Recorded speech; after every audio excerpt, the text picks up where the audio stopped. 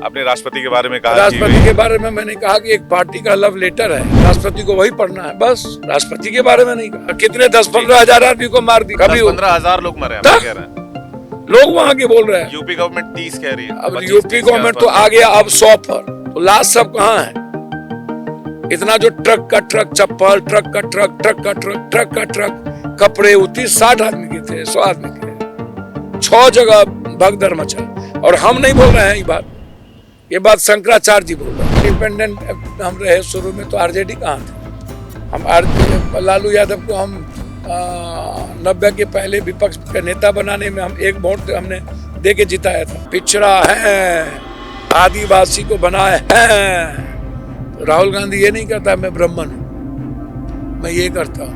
आपके मंत्रिमंडल में आप कितना ये बीजेपी तंग करती है। शिंदे का क्या हाल किया? उद्धव ठाकरे जिसने बीजेपी को बनाया उसके परिवार खानदान का क्या हाल किया? अंबेडकर को फेंक दिया, दोनों परिवार में लड़ा दिया। भाई को ले आया, भतीजा को फेंक दिया, भतीजा को ले आया, भाई को फेंक दिया। तो आप मोदी जी को तो ये भी पता नहीं था कि दलित में एक परिवार के कोई कभी बना ही नहीं। तो हमने ट्वीट करके बताया, रामविलास जी 3 भाई थे, तीनों भाई एमपी थे। मोदी जी को तो बहुत कुछ का पता ही नहीं रहता है इस कंट्री में भैया। और इनके पास ईडी सीबीआई चुनाव आता है तो एक एक जगह बुस्ट करते जाओ, बुस्ट करते जाओ, बुस्ट करते जाओ। बिहार में तो आपके सामने एक और स्वयंभू नेता है प्रशांत किशोर। अब उससे बड़ा घटिया तो धरती वो तो ब्लैकमेलर है। उससे उस सब आदमी का नाम सबने लात मार के भगा दिया उसको। अब बिहार में कहेंगे हम राजनीति करेंगे, इस जन्म में बिहार है ना वो, बिहार में इसके पास एक पॉलिटिकल वर्कर, संघर्षशील वर्कर देखो तो एक तो ये क्या किया है कि पैसे के बदौलत क्या करता है, नया नवसिखवे को जिसका कोई पार्टी में जगह नहीं, जो एमएलए नहीं बनेगा या जिसको इधर टिकट नहीं मिलेगा चला जाएगा, पैसों मिलेगा, कहेगा हम लड़ लेंगे। तो उसमें ये 1, 2, 3, 4, 5% जो भी वोट ले आवे, तो ये कोनो आदमी है? ये तो समझिए कि अरविंद केजरीवाल का बाप है। अच्छा, अरे बाप, नरेंद्र मोदी का दादा निकले। बिहार में आप कांग्रेस का नेतृत्व करेंगे आगामी विधानसभा चुनाव में, लगता है आपको? अपने मियां मिट्ठू बन जाए, कांग्रेस क्या जिम्मेदारी देगी? कांग्रेस क्या निर्णय लेगा? इतनी बड़ी पार्टी, समुद्र बिहार में आपके जैसे लीडर की जरूरत तो है कांग्रेस पार्टी को। बिहार मेरे जैसे बेटे की जरूरत है। बिहार जिन लोगों ने लूटा, जो नेता होगा सबको ठूसे, सबकी संपत्ति छीन के लोग। अरविंद जी भी तो यही कहते थे। अरविंद क्या कहते थे? हम तो कर रहे हैं ना, हम तो पैसा बांटते हैं ना, ये पैसा लूटता है। एक ऐसी ख्वाहिश जो चाहते थे पूरा नहीं हो पाया, पूरा करना चाहते हैं। बस सीएम, बिहार का सीएम। नमस्कार, बहुत बहुत स्वागत है आपका इंडिया डेली पर। मैं हूं आपके साथ विवेक शांडिल्य। आज के पॉडकास्ट में हमारा साथ देने के लिए मौजूद है एक बेहद लोकप्रिय नेता, जो बिहारी नहीं पूरे देश में लोकप्रिय हैं, अपने बयानों की वजह से हेडलाइंस में रहते हैं। स्वागत कीजिए बेहद खास मेहमान पप्पू यादव जी का। सांसद पप्पू यादव कहना ज्यादा बेहतर होगा। बहुत बहुत स्वागत है सर आपका इंडिया डेली के पॉडकास्ट पर। पप्पू यादव जी, कैसा चल रहा है आजकल सब कुछ? देश में कुछ भी अच्छा नहीं है। देश में अच्छा नहीं है? देश की इकोनॉमी, देश की गरीबी, देश बिल्कुल, देश का रेस्पेक्ट पूरी दुनिया में खत्म होती जा रही है। सब लोग मग्न हैं। हर परिस्थिति में लोग खुश रहना चाहते हैं, सत्ता पाके, सियासत की राजनीति के अलावा मुझे लगता है कि इस कंट्री में और कुछ भी नहीं चलता। 24 घंटा पॉलिटिकल पार्टी, पॉलिटिशियन एंड सत्ता, ये एन केन प्रकारन तोड़ो काटो मारो, ताकत से, पैसे से, जिस भी चीजों से लगे। तो ये आप जो ऑल ओवर जो माहौल की बात कर रहे हैं, लेकिन कहा तो ये जाता है कि देश बहुत तरक्की कर रहा है, 3rd लार्जेस्ट इकोनॉमी बनने वाले हैं, जीडीपी की रफ्तार अच्छी है। आप हमारी करेंसी को देखो तो करेंसी की क्या वैल्यू है, आप उसके बाद पर कैपिटा इनकम देख लीजिए क्या स्थिति है। गरीबी के बारे में आप देख लीजिए कि हमारी गरीबी की क्या स्थिति है। 84-85 करोड़ लोगों को हम 5 किलो अरवा चावल देते हैं। नहीं, अभी तो प्रधानमंत्री का संबोधन आया था जिसमें कह रहे थे 25 करोड़ लोगों को गरीबी से बाहर निकाला 10 साल में। देखिए ना, जो आदमी जिंदगी भर झूठी बोले, काला धन भी ले ही आए, जाली नोट भी ठीक हो ही गई, ब्लैक मनी आ ही गया, 2 करोड़ नौकरी मिल ही गई, 15 लाख रुपया मिल ही गया, स्टार्टअप स्किल स्टैंड अप हो ही गया, जनधन आयुष्मान हो ही गया, MSP लागू हो ही गई ना।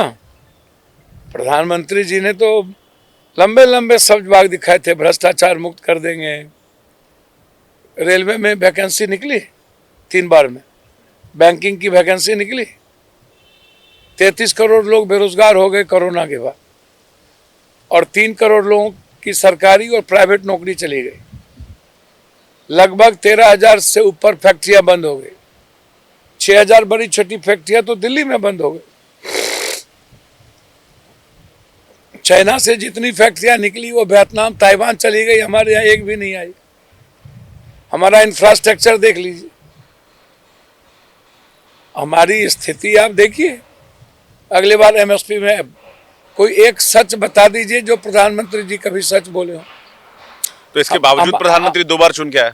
भैया देखिए ना, और सियासत, आप अपनी लड़ाई में अकेले रह गए। सियासत अलग है, सोशल मीडिया, मार्केटिंग, आवास, जनता के टैक्सेस के पैसे से मार्केटिंग करना, 11,000 करोड़ का घर बनाना, राजमहल, शीश महल, सबसे ज्यादा दुनिया में ब्रांडिंग हमारे देश के PM करते हैं, नहीं तो हमारे देश के CM करते हैं। नई संसद भी बनी, दुनिया का सबसे ऊंचा ब्रिज चिनाब ब्रिज भी बना। जौड़ी नहीं थी नई संसद बनना, नहीं थी। चुनाव भी जी ना, चिनाब पे ब्रिज, टनल्स बने हैं हमको श्रीनगर में कई। टर्मिनल्स के देख लीजिए कितने बार टूट गए, और वो मनमोहन सिंह के समय के पास थे। टर्मिनल्स और चुनाव ब्रिज की मतलब नहीं है, मैं इकोनॉमी की बात कर रहा हूँ, मैं रोजगार की बात कर रहा हूँ, मैं फार्मर की बात कर रहा हूँ। 99% आज के दौर में इलेक्ट्रॉनिक इक्विपमेंट्स यहीं असेंबल हो रहे हैं, मेड इन इंडिया बन रहे हैं। मुझको तो समझ में, ये इलेक्ट्रॉनिक्स लाया कौन? राजीव गांधी। ये कंप्यूटर आया कौन? राजीव गांधी। ये मोबाइल लाया कौन? राजीव गांधी। बनता तो इनके 3 बार में क्या है? चीजें चाइना में बनती थी भैया, लाया कौन? यहाँ बनती थी, राजीव गांधी यहाँ मैन्युफैक्चरिंग शुरू की इंडिया में।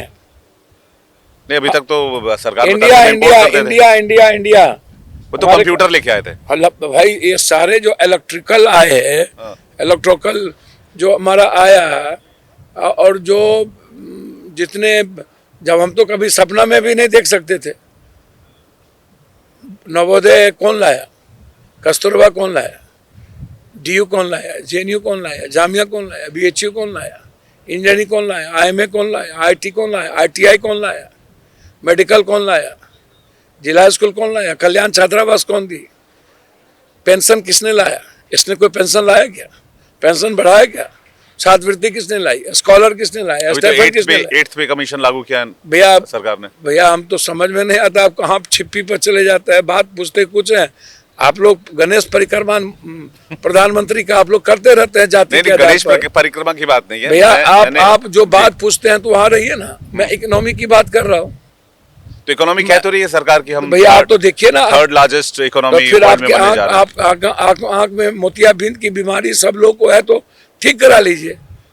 गूगल पर पेज चेक करिए कि हमारी इकोनॉमी क्या है, हमारा करेंसी की क्या स्थिति है, पर कैपिटा इनकम क्या है, क्या दिक्कत है 6,000 पर कैपिटा इनकम आपको देखने में? वो तो गूगल पर है, हमको तो पप्पू यादव को तो बोलना नहीं है। MSP का क्या हुआ? खाद 600-700 रुपया का कहाँ जाता है? गैस को जो ये चिकोरी बांट रहे थे, गैस सिलेंडर 900 रुपया में कोई लेने की स्थिति में है क्या? सारे गैस गरीब आदमी के घर में नहीं बचे। जो इंदिरा आवास थी, इसको जो इन्होंने प्रधानमंत्री आवास किया, उसकी क्या स्थिति है? इंदिरा आवास कौन लाया? आप कोई भी चीज उठा करके देखो, राइट टू फूड कौन लाया? राइट टू हेल्थ कौन लाया? राइट टू एजुकेशन कौन लाया? RTI कौन लाया? किसान के ऋण माफ कौन किए? आप उर्वरक की इतनी बड़ी बड़ी फैक्ट्रियां, एक कोई फैक्ट्रिया का नाम बताओ। तो कहते आप हमको एक फैक्ट्रिया का नाम बताओ जो नरेंद्र भाई मोदी जी के समय में लगी, नाम बताओ। चैलेंज करता हूं आपको, नाम बताओ। दादा ने जो कमाया था पोता कमा दिया। अच्छा, आज तो आप नाम बताओ, कौन सी नदियां, क्या हुआ बनारस का? जी, बनारस का क्या हुआ? मेट्रो चली गई, बनारस साफ हो गया, गंगा साफ हो गई। कोरोना में तो सारे के सारे लाश फेंक दिए गए। जी, बनारस जो एक बनारस को नहीं संभाल सके, जो मणिपुर में कुकीज और कि झगड़े को बताइए। 2 साल से नहीं संभाल सके और बेटियों का बलात्कार लगातार हो रहा हो, मर्डर हो रहा हो, और 2 साल 3 सालों से किसान बैठे हुए हैं, झूठ फूस बोल करके इतने किसान मर गए। बिदर में आत्महत्या, बुंदेलखंड में आत्महत्या, लगातार इनका कोई एक, भाई आप कोई सिंगल रोजगार पर कोई चर्चा, कोई बात, स्वास्थ्य पर कोई बात, कोई एक बात, अल्ट्रासाउंड, सीटी स्कैन, जांच, कोई एक चीज, प्राइवेट पर प्राइवेट, प्राइवेट पर प्राइवेट, प्राइवेट पर प्राइवेट, प्राइवेट पर प्राइवेट। बापू जी एम्स भी तो खुले हैं कई। भैया मैं क्या कह रहा हूँ भैया, जो एम्स दिल्ली में कांग्रेस ने खोली, उसके कई पूरा देश वही, ब्रांच तो पहले से है, रायबरेली और तो शुरू से खुला हुआ है सब जगह। नहीं, अभी देवघर में एम्स खुला भैया है। मैं आपको पटना पहले से खुला हुआ, पटना पहले से जी जी। पहले पूरी देश दिल्ली ही आती है, कोई एम्स में इंफ्रास्ट्रक्चर नहीं है, डॉक्टर नहीं है, जो नए एम्स खोले उसमें इंफ्रास्ट्रक्चर नहीं है, कोई इंफ्रास्ट्रक्चर नहीं है। ये एम्स उसी के तर्ज पर तो था, जो एम्स हम लाए, BHU, AMU, दुनिया में जितनी हार्ड आप उठा के देखिए, नालंदा, विक्रमशिला, ये सब क्या हुआ। हमारी जितनी अच्छी अच्छी यूनिवर्सिटीज थी, हम बेंगलोर को बनाए थे, आंध्रा को बनाए थे। कोई एक नई शहर बताओगे ना कि नरेंद्र भाई मोदी जी आए तो एक नया शहर डेवलप किया, बता दो, चैलेंज बता तो रहे, काशी को क्योटो के तर्ज पे हमको तो समझ में नहीं आता, इंडिया के साथ टाई अप हुआ था। हमको तो समझ में नहीं आता है। बनारस की बात देखो ना यार, क्योटो बनाने जा रहे थे, बनारस को तो रद्दी पर टुकड़ी पोता दिए। नहीं, वहाँ के लोग तो कहते हैं काफी काम हुआ है। भैया एक आदमी का नाम बता दो जो कहा हो काम हुआ हो। कई लोग वहाँ पे, जब मैं तो जाता भैया रहता हूँ भैया रिपोर्टिंग एक वगैरह के लिए। आदमी, पूरा जाम, no metro, no NH। Akhilesh ने जो काम किया, मनमोहन सिंह की सरकार ने जो काम किया, जो NH, जो प्लेन उतारे, उसके अलावा तो आज तक कोई कहने की हिम्मत भी नहीं है। वही बड़ा गंगा मैया बुला लिए इनको, जमुना मैया बुला लिए, सरस्वती मैया बुला लिए। जी भैया सुनिए ना, सुनिए। आपने वक्त कम दिया है, मेरे पास बहुत सवाल है, फिर आपको थोड़ा और वक्त देना पड़ेगा। नहीं बोलिए ना। हाँ, मैं कह रहा हूँ कि आप इतने जरूरी मुद्दे उठाते हैं, फिर भी आप निर्दलीय सांसद क्यों हैं? हमको तो समझ में नहीं आता है कि आप कभी छिप्पी पर, कभी हम निर्दलीय सांसद। ये तो जनता से पूछना पड़ेगा कि हमसे वो इतना प्यार क्यों करते हैं। आपने अखिलेश जी की बात की, आपने कांग्रेस की बात की, आपने कांग्रेस के योगदान की बात की, आपने हमने कुछ बात नहीं की। विपक्ष के ओवरऑल मुद्दों की आपने बात की, लेकिन विपक्ष में आप निर्दलीय क्यों हैं? हमको अब सच्चाई इसकी बहुत हो सकता है किसी को पसंद हो, बेबाक बोलना, साफ सुथरा बोलना, बेईमान नहीं होना, को पसंद आनी चाहिए, दुष्टता नहीं करना, दलाली नहीं करना, तो हो सकता है वो पसंद ना हो। हम दलाली नहीं कर सकते, चमचागड़ी नहीं कर सकते। जो सच्चाई होता है उसको हम बोलते हैं सदन के बाहर। UPSC की लड़ाई पप्पू, BPSC की लड़ाई पप्पू, SSC की लड़ाई पप्पू, नियोजित की लड़ाई पप्पू, संविदा की लड़ाई पप्पू, अग्निवीर की लड़ाई पप्पू, भुज में भूकंप आए तब पप्पू, गुजरात में बिहारी को मारा जाए वहाँ पप्पू, मणिपुर में मारा जाए वहाँ पप्पू, बाढ़ आवे वहाँ पप्पू, सुखार हो वहाँ पप्पू, घटना हो वहाँ फिर भी निर्दलीय दादा। तो भैया तो जनता को पसंद है अपना बेटा। ये तो मेरी खुशनसीबी है ना कि जनता हमें अपने बेटे की तरह, सेवक की तरह 7 बार संसदीय जीवन में भेजा, 7 बार। पता है मुझे, संसदीय जीवन से, बिल्कुल। और 7 बार में 6 बार इंडिपेंडेंट। ये सौभाग्य तो जनता ने, पिता ने, जिसको मैं भगवान मानता हूँ जनता को, यह सौभाग्य मुझे ही प्राप्त है। दोबारा निर्दलीय नहीं हुआ आज तक। पप्पू यादव में ऐसा क्या है जो सारी पार्टियों को चुभता है? भैया मैं मतलब समझ नहीं पाता हूँ। 7 बार के सांसद, देखिए ना, मेरी बात हर मुद्दे पर मुखरता से आवाज उठाने वाले, छात्रों की बात करने वाले, किसानों की बात करने वाले, आपको कोई पसंद क्यों नहीं करता? कोई कैसे पसंद नहीं करता? तो स्टार कैंपेनर तो हम ही होते हैं। दिल्ली में कांग्रेस के लिए स्टार कैंपेनर हम ही थे, झारखंड में हम ही थे, राहुल गांधी जी, प्रियंका जी, खड़गे जी के बाद तो हम ही थे। लोगों की लाइकिंग तो हम ही हैं। आम लोग तो हमें ही सुनना चाहते हैं दिल्ली में कहीं भी। तो जब लोगों की लाइकिंग मैं हूँ, लोगों की आवाज़ हो, देखिए एक बात समझने का प्रयास कीजिए। राहुल गांधी जी बेबाक और साफ सुथरे और बिल्कुल क्लियर हार्ट हैं, ओपन है। तो आज वो नरेंद्र मोदी जी और सबको पसंद नहीं है, बहुत लोगों को पसंद नहीं है। साफ सुथरा आदमी है, तो साफ सुथरा रहने में दिक्कत नहीं है ना, तो वक्त तो लगता ही है, टाइम लगेगा। जनता समझेंगे जाति पाति के युग में, इस मार्केटिंग के युग में, हिंदू मुसलमान नफरत के युग में, बैकवर्ड फॉरवर्ड के युग में कोई रोजगार की बात, कोई कॉमन चीजों की बात नहीं करता है। नहीं करता है। कोई नौकरी की बात नहीं करेगा, किसान की बात नहीं करेगा, अन्य चीजों की बात नहीं करेगा। आज इतनी बड़ी घटना दुनिया में कभी भारत के साथ हुई थी क्या? बेटियों को जंजीर में जकड़ के लाना, पैर में हथकड़ी ऐसे शंकर कह रहे थे कि ये 2012 से हो रहा है डिपोटेशन। हमको तो समझ में डिपोटेशन हो रहा है, वो अनपढ़ जाहिल हैं आपके विदेश मंत्री। डिपोटेशन का मतलब बांध के नहीं रखना, एक्सप्लॉयटेशन नहीं करना, जकड़ के नहीं लाना। औकात क्यों नहीं थी? हमारा 2 कंट्री क्यों लौटा दिया? बोला मैं खुद लाऊंगा। ये कैसे गिरने दिया? आप हमको बताओ ना। मैं आपसे जानना चाहता हूं कि प्लेन कैसे आने दिया? 7 दिनों से बांध के रखे हुए थे, टॉर्चर कर रहे थे। 7 लाख इंडियन को उनको भेजना है, तो भैया अपना प्लेन क्यों नहीं भेज रहे हो? ये धरती पर कभी हुआ था? गांधी, सुभाष चंद्र बोस, नेहरू, पटेल, लाल बहादुर शास्त्री, इंदिरा गांधी, खत्म कर दिया। अटल जी खत्म हो जाते। मणिपुर नहीं संभला, गंगा नहीं साफ सुथरा हुआ, जमुना नहीं हुआ, स्वास्थ्य पर कोई मतलब नहीं, एजुकेशन का कोई मतलब नहीं, नौकरी का कोई मतलब यमुना नहीं। पर तो ये लोग आम आदमी पार्टी पर कहते हैं भैया कि आपको उनकी पता है जिम्मेदारी जमुना थी। किसका है भैया? गंगा किसका है भैया? साफ किसको करना है? दिल्ली किसकी है भैया? आम आदमी पार्टी झूठ बोलती है।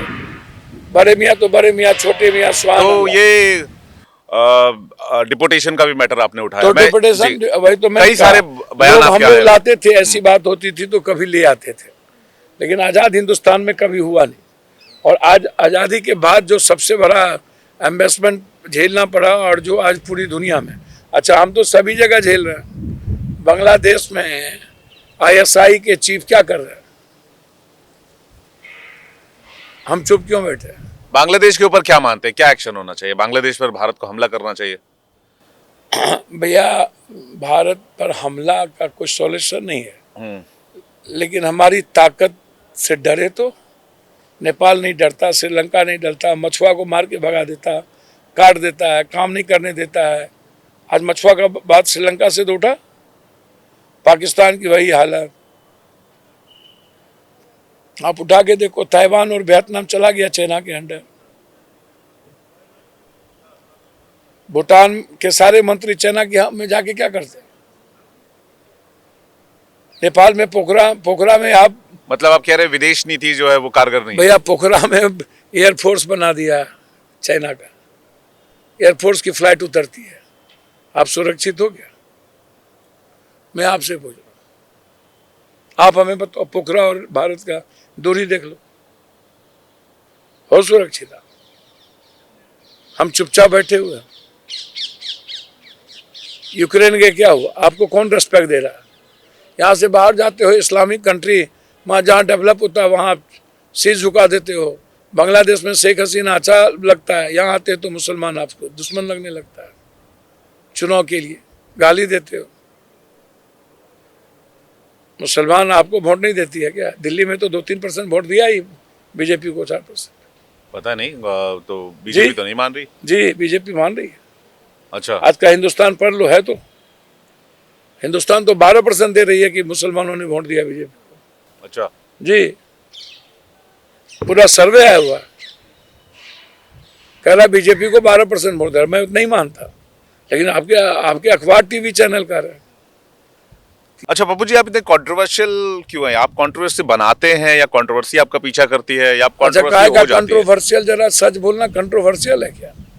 साफ सुथरा बात करना कंट्रोवर्शियल है क्या? आपने राष्ट्रपति के बारे में कहा कि राष्ट्रपति के बारे में मैंने कहा कि एक पार्टी का लव लेटर है, हाँ। राष्ट्रपति को वही पढ़ना है बस। राष्ट्रपति के बारे में नहीं कहा। राष्ट्रपति हमारे लिए रेस्पेक्ट है, इसमें कंट्रोवर्शियल की क्या बात है भैया? एक स्टूल है, कई लोग सवाल उठा अलग बात। राष्ट्रपति कई लोग सवाल को, के ऊपर- बीजेपी के पास कोई जी। धंधा, बीजेपी को कोई धंधा है क्या? बीजेपी हमेशा मुद्दों को डाइवर्ट करते रहते। कहेगा कंट्रोवर्शियल, जो सच्चाई थी वो मैं नहीं कहा। 10 बार के बजट में पुनः मुझको बाबा फिर चुहिया के चुहिया वही बात।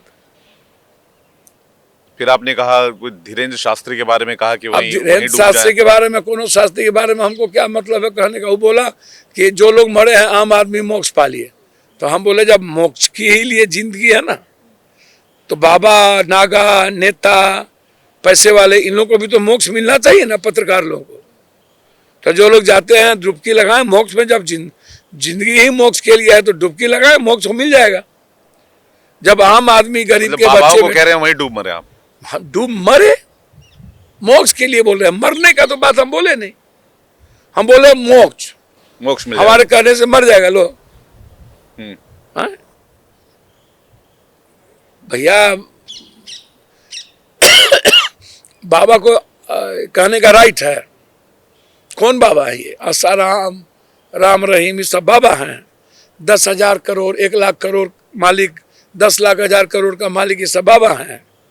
ये जो लूट करके पैसा रखे हुए हैं ये लोग बाबा हैं। आप नहीं मानते? इस जन्म में नहीं मानेंगे। साधक को मानेंगे, महर्षि जी थे। बाबा किसको मानेंगे? संत को मानेंगे। जो स्पिरिचुअलिज्म, आनंद मूर्ति जी थे, ओशो थे, जो स्पिरिचुअलिज्म की सिर्फ बात करते हैं, जो एक बड़ा इंफ्रास्ट्रक्चर दुनिया में एक आध्यात्मिकता की ओर बात करते हैं। हम उसकी बात करेंगे ना। अंधविश्वास, आडंबर, कर्मकांड की बात तो करेंगे नहीं, किसी भी कीमत पर नहीं करेंगे। अब कह दिए 144 साल बाद कुंभ आ रहा है। कुंभ तो 2 बार आया, 12-12 साल के बाद आता है। तो इतना झूठा धरती पर क्या है? फट जाए, मर जाए हम लोग साले। इतना झूठ बोलने का कोई तरीका है क्या? अब फिर 140 साल बाद आएंगे। 144। 144। हाँ। ये तो पागल नहीं हो जाएगा लोग? ये कितने 10-15 हजार आदमी को मार दिए। कभी 10-15 हजार लोग मरे, आप कह रहे हैं? लोग वहां के बोल रहे हैं। यूपी गवर्नमेंट 30 कह रही है। अब 25-30 यूपी के गवर्नमेंट तो आसपास। आ गया अब 100 पर। तो लास्ट सब कहाँ है? इतना जो ट्रक का ट्रक चप्पल, ट्रक का ट्रक, ट्रक का ट्रक, ट्रक का ट्रक कपड़े, 30-60 आदमी के थे, 100 आदमी के, 6 जगह भगदड़ मचा। और हम नहीं बोल रहे हैं ये बात शंकराचार्य जी बोल रहे हैं। बहुत लोग मरे शंकराचार्य जी ने। 10-12 हजार कोट किया। बहुत बड़ा नंबर है। शंकराचार्य जी को पूछिए ना। हम तो कह ही रहे हैं, हम तो कह रहे हैं 4-5 हजार से कम, 6 हजार से कम नहीं मरे। हाँ, ये 2000 करोड़ का किसको टेंडर देते हैं? कौन है ये टेंडर वाला? इसके पहले भी वो काम किया था। 4 आदमी टेंडर पार्टिसिपेशन किया, एक ही आदमी को मिला। कहा मिला? कहा एक ही आदमी को मिला? उसकी भी इंक्वायरी हो। कौन इसको एक्सिक्यूट करता था? कौन कहता था ये गेट खोलो, ये गेट खोलो, इसको जाने दो? ड्रोन था, डिजिटल में थे। ये मारा मैं। आपने कहा वीआईपी के लिए कुंभ है। भैया तो ये मार्केटिंग वीआईपी या नेता डेली कभी सुने हो आप? नेहरू जी करते थे क्या? नेहरू जी के समय में घटना घटी थी, सीधे आकर के, कोई सोशल मीडिया नहीं था, उन्होंने गिनती कर दी कि इतने लोग डेथ किए। जबकि उस वक्त बजट कितना होता था पता भी है आपको? 400 कुछ पूरे देश का बजट था। और अब बजट 10 लाख 1000 करोड़ का मात्र कुंभ का है। 2000 करोड़ का सिर्फ एक टेंडर हुआ है। और नेहरू जी जब देश आजाद हुए थे तब 487 या कुछ करोड़ का बजट था इस देश में। सोशल मीडिया नहीं थी। अब आप डिजिटल को पूरी दुनिया में ला रहे हो। वाह रे वाह। तो पूरी दुनिया में डिजिटल होने के बावजूद आप गिनती नहीं कर पाए। ड्रोन से पूरा संभाल रहे थे तो भगदड़ कैसे मच गया? रास्ता किसने कहा खोलने के लिए? पुलिस तो कर नहीं रही थी। जो ऑर्डर आ रहा था वो कर रहा था। इसको खोल दीजिए, ये ठीक है, यहाँ की भीड़, ये इसको बंद करिए, इसको खोलिए। तो किसने बर्बाद किया? ये 400 ये इतने 144 के बाद आया। क्यों झूठ बोला? 302 का मुकदमा लगना चाहिए इन लोगों पर। नहीं, कई लोगों ने ये भी कहा कि वो विपक्ष की कोशिश थी यार, विपक्ष जानबूझकर इसमें स्टैम्पेड करवाना चाहता था या विवाद पैदा करना चाहता था। मुझको तो समझ में नहीं आता, वहां भगदड़ विपक्ष बना दिया। नहीं, कई लोगों ने कहा, उत्तर प्रदेश में भी कई लोगों ने एक लोग और जो जांच समिति बिठाई गई है वो भी इस मैटर पर जांच कर रही है। भैया मेरे जांच समिति हमरा ब्याह में तू नटवा, तोरा ब्याह में हम नटवा। सैया भेल कोतवाल तो अब डर काहे का? हाँ? मतलब जांच समिति से भी कुछ रिपोर्ट से कुछ निकल के नहीं आएगा, ये हद कह रहे हो हो? गया। यहाँ कोई मुख्य कानून है, हिटलर का राज है, कुछ आना है आपको लगता है क्या? कुछ होना है? हाई कोर्ट, सुप्रीम कोर्ट सब प्रभावित जब हो जाता है, कुछ होना है? कुछ ही लोग बचे हुए हैं हाई कोर्ट सुप्रीम कोर्ट में जो प्रभावित नहीं होते। नहीं तो अब तो सारी संस्थाएं खत्म हो गई। ईडी, सीबीआई, चुनाव आयोग, रिजर्व बैंक ऑफ गवर्नर। ये तो एकदम आप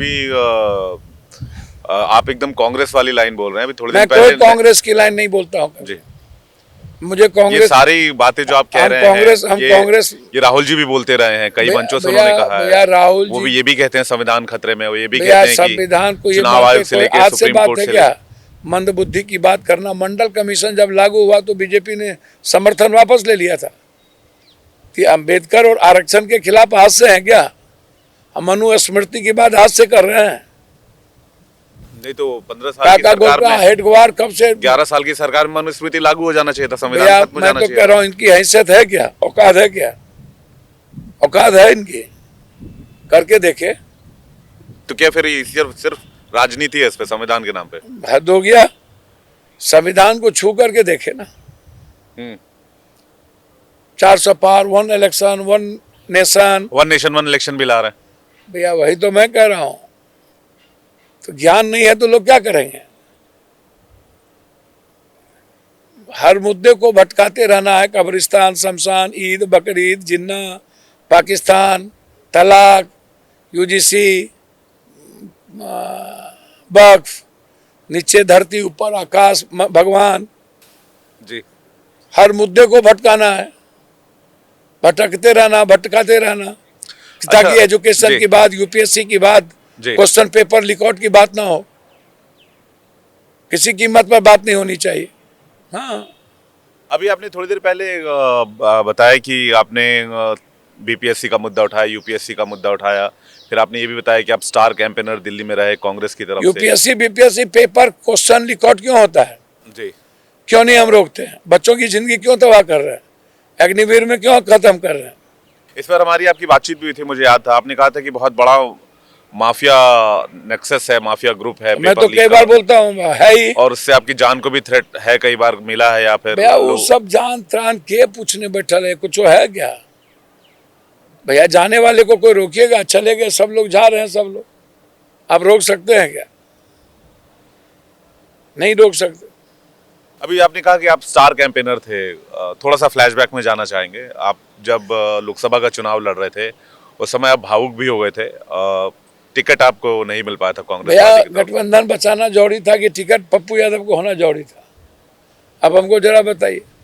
अब गठबंधन के एक जो मजबूत वहाँ घटक थे वो नहीं चाहते थे पप्पू यादव वहां से चुनाव लड़े, और हमारे लिए पूर्णिया इंपॉर्टेंट था। वो चाहते थे हम मधेपुरा से लड़े, बेटा सुपौल से लड़े, हम आरजेडी के टिकट पर लड़े। हम नहीं चाहते थे आरजेडी के टिकट पर लड़े, और पूर्णिया नहीं छोड़ सकते थे।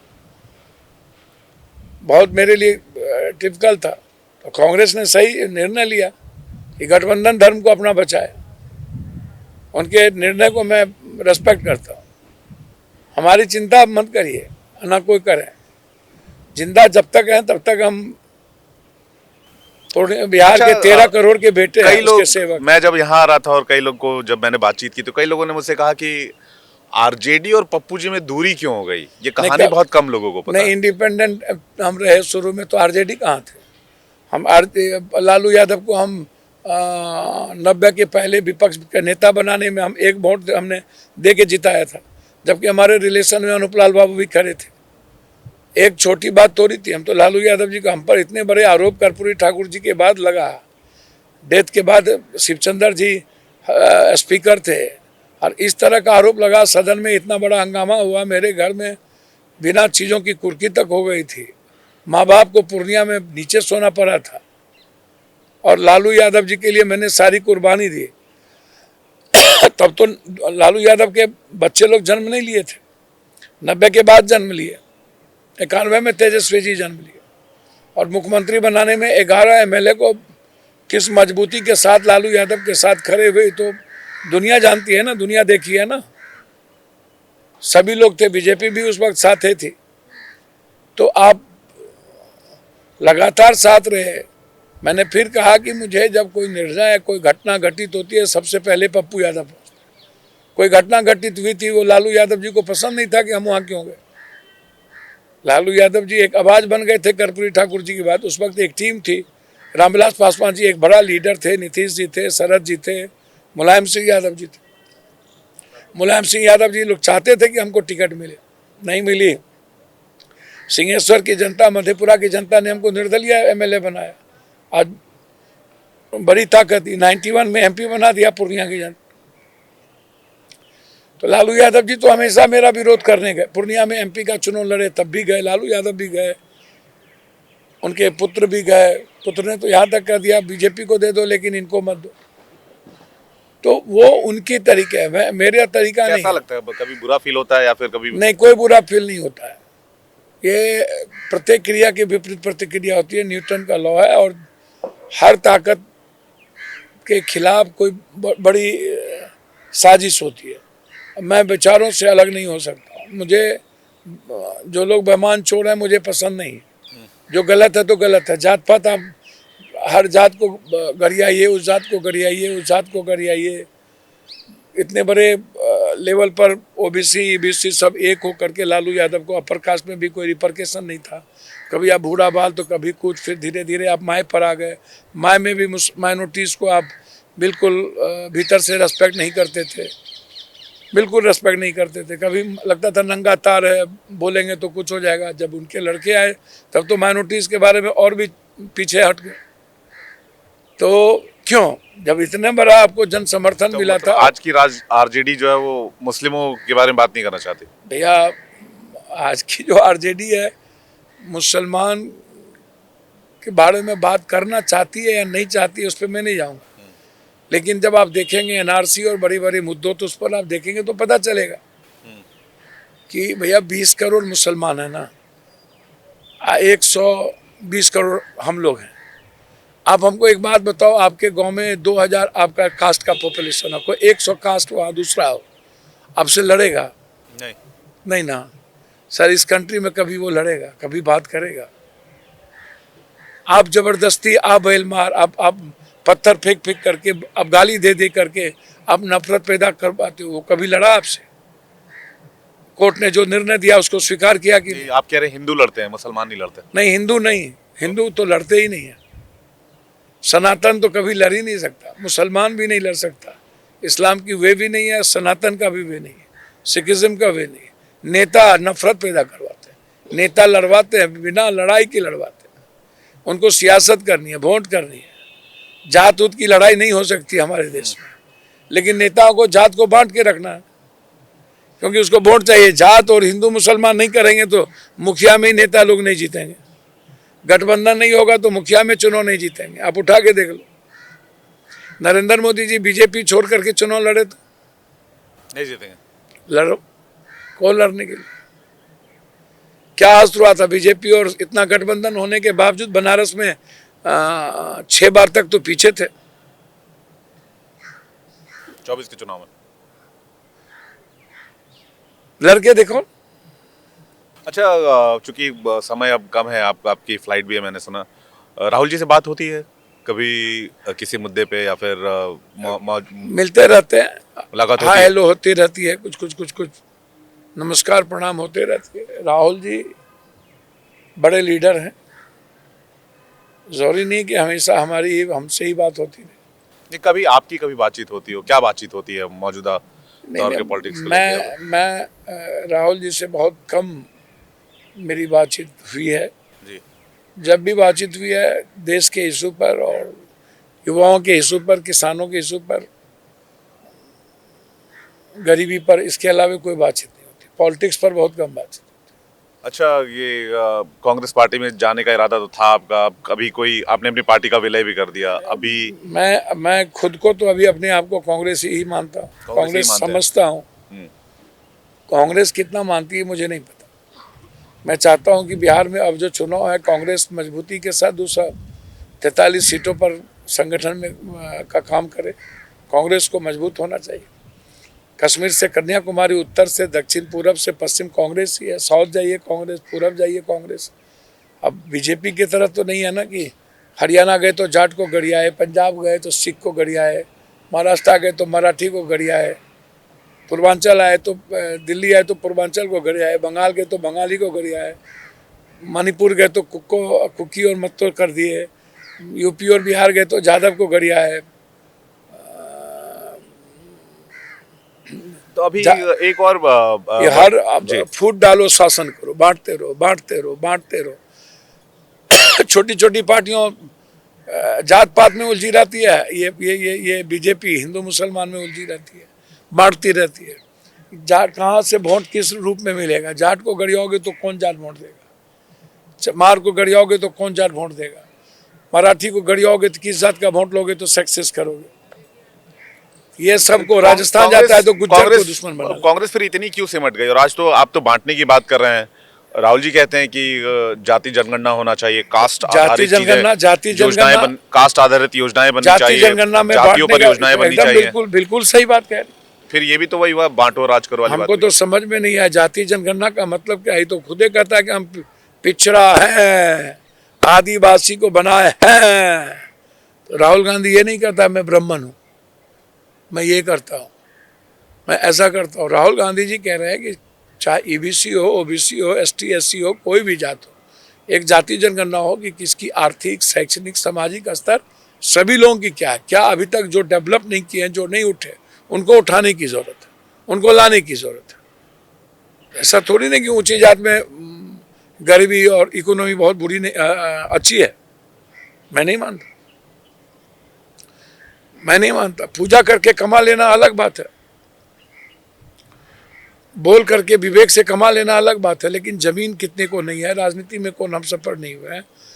ईबीसी में कौन नहीं है? निषाद है, मल्लाह है, केवट है, गंगोत्री है, नुनिया है, चंदवंशी है, ततमा है, शर्मा है, पासी है, डोम है, मुसहर है, जाटप है, चमार है, पासवान है। इन सब लोगों की सामाजिक स्थिति, आर्थिक स्थिति क्या है? और जो लोग हैं, तो ये कैसे जाना जाएगा कि संख्या जब तक आप नहीं देखेंगे कि किसकी कितनी संख्या है। अब ओबीसी में, ईबीसी में सबसे डोमिनेटिंग जादव, कोरी, कुर्मी ही रहेंगे और लोग नहीं रहेंगे। जादव की क्या स्थिति है उसको देखिएगा ना, 14, 14.5, 15% है। तो जादव में कौन लोग बढ़े, कौन लोग नहीं बढ़े? कुर्मी की क्या स्थिति है, कोरी की क्या स्थिति है? और लोगों को लाने की ओबीसी में जरूरत है कि नहीं? ओबीसी में किसको लाने की जरूरत है? क्यों आज पूरे देश में इतना जादव होने के बावजूद कहीं भी सत्ता में भागीदारी नहीं है? भाई, एक जात में जादव से ज्यादा तो बड़ी जाति नहीं है। एसटी एससी भी इक्वल करोगे तब 27% होगा। तो ओबीसी में या किसी भी कास्ट में एक सबसे बड़ी जाति 14.5% एक कास्ट, ये तो बहुत बड़ा संख्या है इस देश में। तो उसकी स्थिति है कि नहीं, इसको कौन नहीं बढ़ने दिया, क्यों नहीं बढ़ा? जिसकी जितनी भागीदारी उतनी हिस्सेदारी किस तर्ज पर होगी? अब आरक्षण को आप खत्म करोगे, प्राइवेट नौकरी की ओर जाओगे। 10% यदि हम ऊंची जात के लिए आरक्षण की व्यवस्था किए तो जो पिछड़ी जाति का आरक्षण उसको आप और दोगे ना, लाओगे ना। और जिस परिवार को आरक्षण का लाभ मिल गया भैया, जिस वही बात है। तो जनगणना की जो बात आ रही है, तो इसीलिए ना कि जो लोग नीचे हैं उसको ऊपर उठाओ। और जिसको, भैया एक बात समझिए, आप क्रीमी लेयर की बात कर रहे हो, आप डॉन फतूर की बात कर रहे हो, आप इसको आप समझो ना। तो आप तो रामविलास पासवान जी के लड़के आपके मंत्रिमंडल में, आप कितना ये बीजेपी तंग करती है। शिंदे का क्या हाल किया? उद्धव ठाकरे जिसने बीजेपी को बनाया, उसके परिवार खानदान का क्या हाल किया?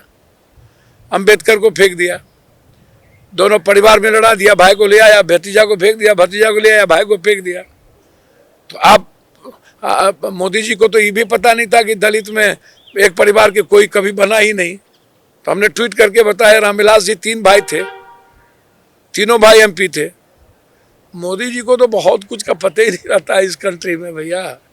आरक्षण का पता नहीं, मंडल कमीशन का, क्रीमी लेयर का, जनरल कोटा का, कुछ भी पता नहीं। मीना को क्या चाहिए, गुज्जर को क्या चाहिए, जाट को क्या चाहिए, कुछ भी पता नहीं है। लेकिन फिर भी राजस्थान में जीत गए, छत्तीसगढ़ जीत गए, मध्य भैया प्रदेश जीत गए, भैया हरियाणा जीत गए। भैया एक बात समझिए, जो जीता सो सिकंदर। जीतने का मापदंड राजनीति में ये नहीं है, समझ गए। वोट का बंटवारा भी देख लो, छोटी छोटी पार्टियों का अलग हो करके देख लो, आपको समझ में आ जाएगा। लोकसभा इलेक्शन तो सब साथ मिलकर लड़े थे आप लोग। भैया हम तो इतने तो जानते हैं, तो स्थिति देखो ना, इन्होंने क्या किया, किस तरह मैन्युफैक्चरिंग किया, देखो ना क्या से क्या उड़ीसा में। आप उसको देखो, समझने का प्रयास करो जी। तो इसीलिए इन्होंने फूट डालो शासन करना है, बड़ी अच्छी नीति है। और इनके पास ईडी सीबीआई चुनाव आता है तो एक एक जगह बूस्ट करते जाओ, बूस्ट करते जाओ, बूस्ट करते जाओ, बूस्ट करते जाओ। आप उठा करके देखोगे तो पता चलेगा भैया, अदानी का पैसा एकदम एक वोट पर 10-10, 20-20 हजार। दिल्ली में भी बिजनेसमैन तो पहले भी पैसा देते थे ना, आज के दौर में क्या बदल गया? ना ना ना ना, चंदा मिलता था पार्टियों को। ये हालात नहीं थे, पहले ये पता नहीं परिस्थितियां नहीं थी। पूरा बिजनेसमैन हाउस चला है, सरकार चला है, और टोटल चीज ही 2-3 बिजनेसमैन को दे दिया जाए ऐसा नहीं था। पहले टाटा, बिरला, डालमिया को, इनका 100 बिजनेसमैन थे, सबको अपनी अपनी तरीके से जीने की आजादी थी। अब इंटायर चीज दे देना है अदानी को एक ही जगह। टाटा ने एयर इंडिया को अक्वायर किया। अरे भैया एक्वायर किया तो देखो ना, टाटा कब से है। अदानी के समय कौन तरक्की किया? एक मोदी जी के समय, उसको गिनती करो ना, कितने बिजनेसमैन गायब हो गए, भाग गए। भैया इस देश जी, अब फ्यूचर प्लान क्या है? मतलब आप इसी तरह से विपक्ष की आवाज उठाते रहेंगे या नहीं, फिर नहीं, कांग्रेस सांसद? फ्यूचर प्लान मेरा कांग्रेस क्या सांसद होगा? जनता कहलाएंगे। के बीच में जनता का ट्रस्ट जीतना, हाँ। जनता की उम्मीदों पर खरा उतना, और कोशिश करेंगे कि बिहार की जनता महसूस करे 13 करोड़, और बिहार की जनता महसूस करेगी तो मैं पलायन को रोकूंगा। मैं बिहार के गरीबी पर काम करूंगा, एजुकेशन पर काम करूंगा। जो दुनिया को पता है कि मैं क्या करता हूँ, मैं दुनिया को जो बिहार देता में तो आपके सामने एक और स्वयंभू नेता है, प्रशांत किशोर। अब उससे बड़ा घटिया तो धरती वो तो ब्लैक मेलर है। उससे उस सब आदमी का नाम सबने लात मार के भगा दिया उसको। भैया अब बाहर से लाया, नौकरी किया अमेठी में,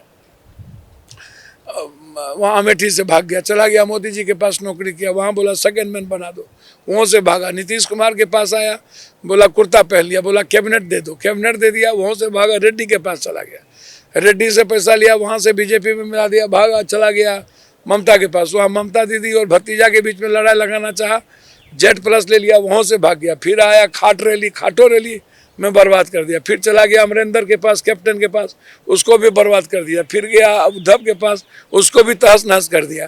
फिर गया गोवा में 300 करोड़ रुपया लेके, वहाँ भी तहस नहस कर दिया। फिर कांग्रेस के पास आया, बोला जनरल सेक्रेटरी आप हमको बना दो और हमारे थ्रू सब कुछ होगा। फिर वहाँ से भागा, तब बोला कि अब जब सब छोड़ दिया, बोला कि बाप रे बाप, इससे बड़ा अहंकारी दुनिया में आए। भैया आप पढ़ लिख के जाहिल बनते हो, बिहार के बारे में इसको कुछ पता ही नहीं है। हमेशा पैसे पर ये चाहता है राजनीति करना, ये पेड नौकर, पेड ला करके कहता है हम ही। दुनिया में एक कोई नाम बता दो, मेरा चैलेंज है कि जिसको ये नए में किसी को मुख्यमंत्री बनाया हो। जो 3 बार 2 बार थे वहाँ गए, अरविंद केजरीवाल 1 बार बने थे, फिर यहाँ आ गए, यहाँ से भी भाग गया। तो ये किसी के होते क्यों नहीं है? सब जगह से ये भागे क्यों? अब बिहार में कहेंगे हम राजनीति करेंगे, इस जन्म में बिहार है ना, वो बिहार में इसके पास एक पॉलिटिकल वर्कर, संघर्षशील वर्कर देखो तो एक ठो। ये क्या किया है कि पैसे के बदौलत क्या करता है, नया नया नवसिखवे को, जिसका कोई पार्टी में जगह नहीं, जो MLA नहीं बनेगा, या जिसको इधर टिकट नहीं मिलेगा, चला जाएगा, पैसों मिलेगा, कहेगा हम लड़ लेंगे। तो उसमें ये 1, 2, 3, 4, 5% जो भी वोट लिया है वो अलग पार्ट है, जिसको इधर नहीं मिलेगा उधर भाग जाएगा। तो ये कोनो आदमी है? ये तो समझिए कि अरविंद केजरीवाल का बाप है। अच्छा, अरे बाप, नरेंद्र मोदी का दादा निकलेगा ये सब। अरविंद केजरीवाल जी के बारे में नरेंद्र मोदी तो संघर्षशील आदमी है, उनको पॉलिटिकल अनुभव है, सब कुछ है, लेकिन अरविंद और ये दोनों में कंपटीशन करोगे तो बाप रे बाप।